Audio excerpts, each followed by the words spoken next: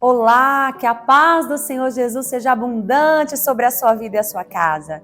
Estamos aqui para mais uma aula do nosso Mente Renovada, nossa Escola das Emoções. Hoje nós vamos trabalhar algo muito importante. Eu tenho certeza que você vai identificar alguém que precisa dessa palavra e vai encaminhar com toda certeza. Na nossa primeira aula, nós falamos sobre Salmo número 1. Nós descrevemos sobre algumas atitudes fundamentais para nós termos felicidade, bem-aventurança na nossa vida emocional e espiritual familiar. Mas hoje nós vamos falar, nós falamos assim sobre atitudes práticas, nós vamos falar sobre alguns vales que às vezes enfrentamos. Gente, se nós tivéssemos assim a compreensão, do tanto que as pessoas às vezes sofrem e no auge do seu sofrimento elas se encontram em tanta desesperança e talvez uma palavra pode arrebentar verdadeiros cativeiros emocionais. Então seja a boca de Deus na vida de alguém. Olha só o que a palavra de Deus vai nos dizer em Salmo 6. Esse é um salmo de Davi. Ele escreveu em um momento de muita angústia da sua vida e vai nos dizer assim: ó Senhor, não me repreendas em tua ira, nem me disciplines em tua fúria. Tem compaixão de mim, Senhor, pois eu estou fraco. Cura-me, Senhor, pois os meus ossos agonizam. O meu coração está muito angustiado. Senhor, quando virás me resgatar? Volta-te, Senhor, e livra-me. Salva-me por causa do teu amor. Pois os mortos não se lembram de ti. Quando te louvará da sepultura? Estou exausto de tanto gemer. À noite eu inundo a minha cama de tanto chorar e de lágrimas a encharco. A tristeza me embaça as vistas. Os meus olhos estão cansados por causa de todos os meus inimigos. Afastem-se de mim todos vocês que praticam o mal, pois o Senhor ouviu meu pranto. O Senhor ouviu a minha súplica, o Senhor responderá à minha oração. Sejam humilhados e aterrorizados todos os meus inimigos e recuem de repente, envergonhados. Esses 10 versículos, essa é uma oração de desespero, de angústia, mas é tão interessante que ele clama ao Senhor sabendo de onde vem o seu socorro. Ele diz: olha, o meu coração está muito angustiado, eu preciso de cura. Ele fala: Senhor, vem me curar. Senhor, tem compaixão de mim, eu estou fraco. Até os meus ossos se agonizam. Pessoal, quantas vezes essa é a nossa realidade? Quantas vezes o dia mal bate à porta da nossa casa? Eu não sei qual é a situação que você está passando ou que você já passou. A perca de um filho, um problema familiar, um casamento que está em crise, uma vida financeira que fracassou, um diagnóstico terrível. O que eu quero dizer para você é que nosso Deus, Ele é um Deus de socorro bem presente na angústia. Quantas vezes nós vamos ser terrivelmente açoitados por problemas, mas nós temos que saber da onde vem o nosso socorro. Eleva os meus olhos para os montes, de onde me virá o socorro? O meu socorro vem do Senhor, que fez os céus e a terra. Qual é a angústia que você carrega no seu coração? Qual é o nível de cura que você precisa? Talvez a situação que você enfrenta hoje é de uma ansiedade extrema, é de uma depressão. Talvez a sua mente está tão confusa, tão aprisionada. Você repassa cenas de traumas que você viveu na infância, ou você ficou marcada por alguma situação recente. O que foi que te aprisionou aí? Foi uma traição? Foi uma decepção com alguém? Foi algo que você investiu tempo, que você sonhou e simplesmente desabou? Eu não sei, mas o Senhor sabe. E Ele te trouxe aqui para essa aula para te ensinar que Ele é um Deus que restaura. Quando nós olhamos para a palavra do Senhor, nós aprendemos alguns segredos muito importantes. Jó foi um homem que era íntegro em tudo e que ele agradava o coração do Senhor. Mas por um enredo no mundo espiritual, o Senhor pergunta para Satanás: e aí, da onde você vem? Estava rodeando a terra. Você viu o meu servo Jó? Tanto que ele é exemplar, um homem íntegro. E aí, Satanás fala: mas também o Senhor colocou uma cerca em volta dele, não tem problema para se preocupar. O Senhor abençoou ele em tudo. Ele falou: é mesmo? Você está achando que ele me adora só porque ele não tem problemas? Não, ele me adora porque ele me conhece, porque ele sabe quem eu sou. E ele falou: não, então vai, então você tem permissão para tocar naquilo que eu dei para ele, só não toca na vida dele. E assim acontece. Só que é muito interessante que em meio a todas as riquezas que Jó nos ensina, tem um segredo. A Bíblia vai nos dizer que o cativeiro de Jó, apesar de todas as perdas, né? Ele ainda teve que lidar com os amigos acusando ele. Ah, você pecou. Ah, não, isso está acontecendo porque você tem pecado oculto. Vai lá, confessa logo o seu pecado. E a Bíblia fala que o cativeiro de Jó foi mudado, que a vida dele foi transformada. Sabe quando? Quando ele decidiu orar pelos amigos que o perseguiam. Aqui nós vemos um salmo onde Davi também está orando pelos seus inimigos. Ele está pedindo para que o Senhor faça com que eles sejam envergonhados. Mas existe uma graça liberada sobre nós nesse tempo de entender que às vezes o que o Senhor quer produzir em nós, gente, é um verdadeiro arrependimento. E quando nós oramos pelas pessoas, nós temos que ter um coração como o de Cristo. Pai, perdoa-os, eles não sabem o que fazem. Quantas vezes os cativeiros que nós enfrentamos de ansiedade, de depressão, de tristeza, se dá porque nós não estamos conseguindo liberar perdão para algumas pessoas que em alguns momentos nos feriram. E a nossa angústia se dá por causa daqueles que nos perseguiram. Daquela pessoa que na infância deveria cuidar e te abandonou, daquela pessoa que deveria amar e te abusou, daquela pessoa que deveria firmar uma aliança de amor com você e simplesmente foi embora. Sabe? Às vezes um marido, um filho que não reconheceu o seu valor. Quantas situações dolorosas uma pessoa pode passar? Inúmeras. Mas eu estou aqui para dizer para você que o Senhor, Ele quer tirar desse cativeiro emocional. E que o Senhor tem coisas para trabalhar. Eu quero falar rapidamente com você. Primeiro ponto, né? Nós não podemos ser livres das nossas dores e curados de nenhuma enfermidade na alma se nós não confessarmos. Você precisa escrever, buscar um conselheiro, uma pessoa de confiança, uma pessoa de Deus, talvez até um profissional da área da psicologia, ou, né, se for cristão também, um psiquiatra, mas procure alguém que tenha temor ao Senhor. E você deve falar sobre o que te dói. É um abuso? É uma traição? É algo que você fez de errado? É algo que fizeram com você? O que atormenta a sua consciência? Ao confessar, você está desligando do mundo espiritual aquilo que te aprisiona. Além da confissão, tem um outro ponto. Você tem que perdoar. E se você sente que você não consegue perdoar essa pessoa, eu vou te dar um segredo infalível. A Bíblia fala que o cativeiro de Jó foi arrebentado, foi virado, foi transformado enquanto ele orava pelos seus amigos. Gente, ele não estava orando por bons amigos. Ele não estava orando, oh Senhor, obrigado por fulano que veio me consolar quando os meus filhos morreram. Ai, Jesus, Beltrano veio aqui me dar uma palavra de ânimo quando eu perdi todo o meu gado, minha casa desabou. Não. Nós estamos falando de amigos que feriram ele, que o acusaram injustamente, que caluniaram Jó. Foram amigos perversos. E ele orou por eles e os abençoou. Eu acho que quando Deus lá do céu olhou e falou, não tem lógica. Não, eu preciso abençoar esse filho meu. Olha só a situação que ele está. Ele não tem nada. E o coração dele está tão ligado no meu que ele consegue abençoar quem o perseguiu.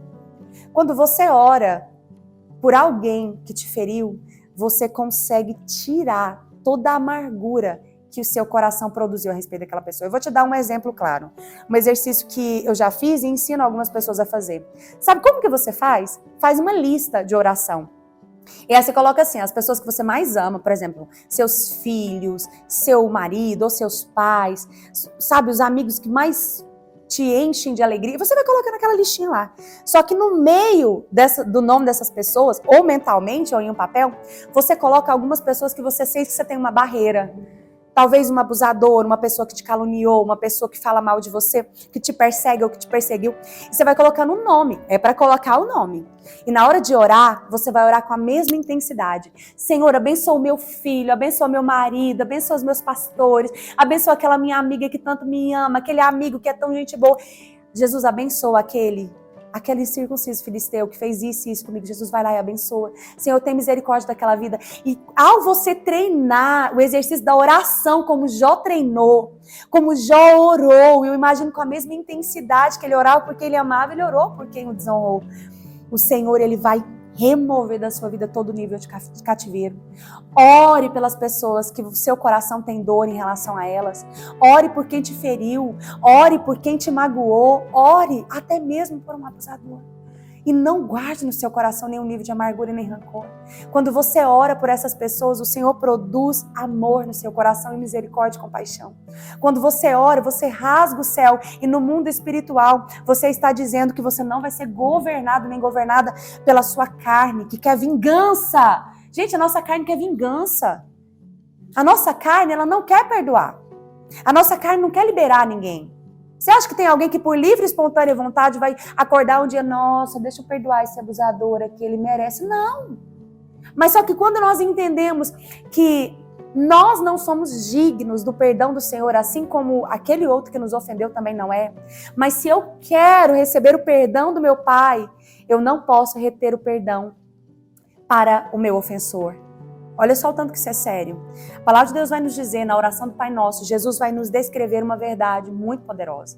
Jesus vai dizer, Pai, perdoa as minhas dívidas, assim como eu tenho perdoado os meus devedores. Sabe que é um ato de reciprocidade? Em inúmeros momentos, Jesus vai nos afirmar isso. Nós temos que perdoar, porque se nós não perdoamos o nosso irmão de carne e osso, pecador como nós, o Senhor também não pode liberar perdão para nós. Quem não perdoa não tem perdão. Ah, mas eu sou uma pessoa tão boa, sabe que na minha vida inteira eu só menti uma vez? Pois é, só que se o seu ofensor se arrepender do pecado dele, muito drástico, suponhamos, sei lá, vamos dar um exemplo assim muito drástico. Suponhamos que seja um serial killer que matou alguém da sua família. Se esse serial killer, se Deus encontrar espaço de arrependimento no coração dele, arrepender de verdade, ele vai morar no céu. Você acredita? Acredite, porque a graça do Senhor não tem limites. O princípio é o mesmo, o arrependimento de pecados. É esse que nos leva para a glória. Então, se essa pessoa se arrepender dos seus muitos pecados, a palavra de Deus nos garante que essa pessoa vai ter parte com Deus. Mas se eu, numa pequena mentira, não me arrepender, não confessar, se eu não reconhecer que eu preciso da misericórdia do Senhor e ser abraçada pela justiça própria, eu não tenho parte com Deus. Então, não é sobre a gravidade do pecado, é sobre um coração alinhado com o Senhor. Eu perdoo porque eu preciso do perdão. Quando eu reconheço o quanto eu sou pecador e pecadora, eu não retenho perdão para ninguém. Nossa, mas o que o outro fez é muito pior. Pois é, só que o nosso pecado pode ser pequeno, o tanto que for, nós não temos como pagar. Existe uma parábola que Jesus contou para os seus discípulos e que ela é muito, muito poderosa. Né? Certo homem devia uma quantia impossível de ser paga ao rei. E ele fala, não, me dê um tempo que eu vou me organizar e eu vou te pagar, na maior ingenuidade. E o rei sabia que ele não ia conseguir pagar. Não, eu te perdoo, vai. Né? Essa dívida sua é impagável, vai, você está perdoado. Mas aquele homem, ele sai da presença do rei e ele simplesmente encontra um dos seus conservos, que devia algo semelhante a um ano de trabalho. Era algo realmente que era possível de ser pago.